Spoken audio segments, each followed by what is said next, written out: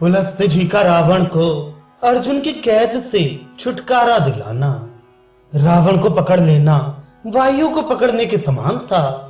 धीरे धीरे यह बात स्वर्ग में देवताओं के मुख से पुलस्त जी ने सुनी।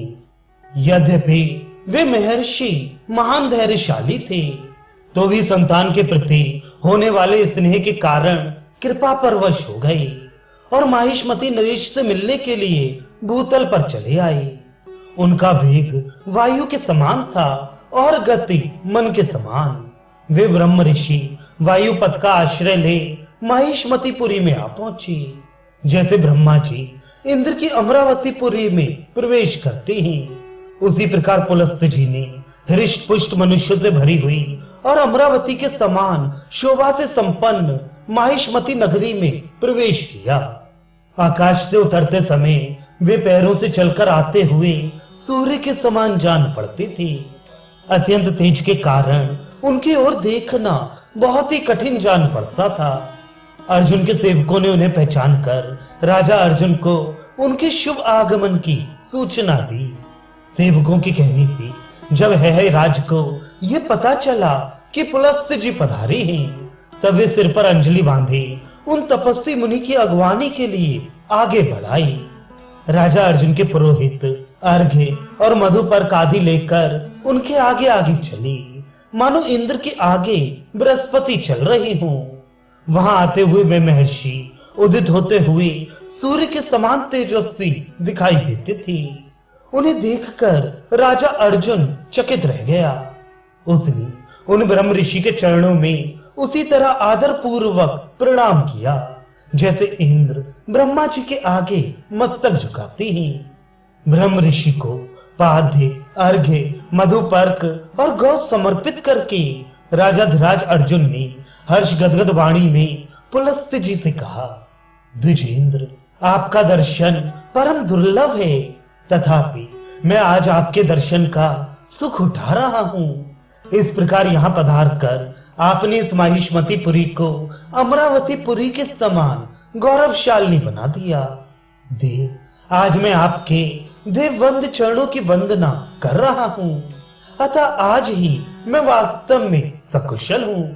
आज मेरा व्रत निर्विघ्न पूर्ण हो गया। आज ही मेरा जन्म सफल हुआ और तपस्या भी सार्थक हो गई। ब्राह्मण, ये राज्य, ये स्त्री पुत्र और हम सब लोग आपके ही हैं। आप आज्ञा दीजिए, हम आपकी क्या सेवा करें।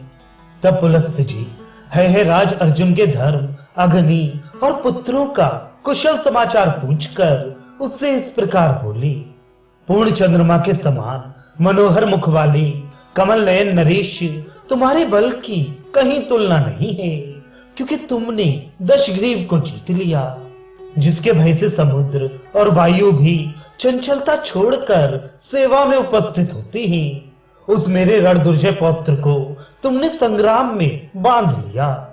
ऐसा करके तुम मेरे इस बच्चे का यश पी गए और सर्वत्र अपने नाम का ढिंढोरा पीट दिया। बस अब मेरे कहने से तुम दशानन को छोड़ दो, ये तुमसे मेरी याचना है। पुलस्त जी की इस आज्ञा को शिरोधार्य करके अर्जुन ने इसके विपरीत कोई बात नहीं कही। उस राजा धीराज ने बड़ी प्रसन्नता के साथ राक्षस राज रावण को बंधन से मुक्त कर दिया। उस देवद्रोही राक्षस को बंधन मुक्त करके अर्जुन ने दिव्य आभूषण, माला और वस्त्रों से उसका पूजन किया और अग्नि को साक्षी बनाकर उसके साथ ऐसी मित्रता का संबंध स्थापित किया जिसके द्वारा किसी की हिंसा ना हो। अर्थात उन दोनों ने ये प्रतिज्ञा की कि हम लोग अपनी मैत्री का उपयोग दूसरे प्राणियों की हिंसा में नहीं करेंगे। इसके बाद ब्रह्मापुत्र पुलस्त जी को प्रणाम करके राजा अर्जुन अपने घर को लौट गया।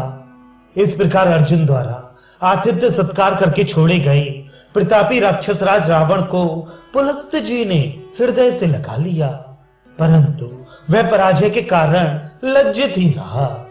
दशग्रीव को छुड़ाकर ब्रह्मा जी के पुत्र मुनिवर पुलस्त जी पुनः ब्रह्मलोक को चले गए। इस प्रकार रावण को कार्तवीर अर्जुन के हाथ से पराजित होना पड़ा था और फिर पुलस्त जी के कहने से उस महाबली राक्षस को छुटकारा मिला था। रघुकुल नंदन, इस प्रकार संसार में बलवान से बलवान वीर पड़े हुए हैं, अतः जो अपना कल्याण चाहे उसे दूसरे की अवहेलना नहीं करनी चाहिए। सहस्त्रबाहु की मैत्री पाकर राक्षसों का राजा रावण पुनः घमंड से भरकर सारी पृथ्वी पर विचरने और नरेशों का संहार करने लगा।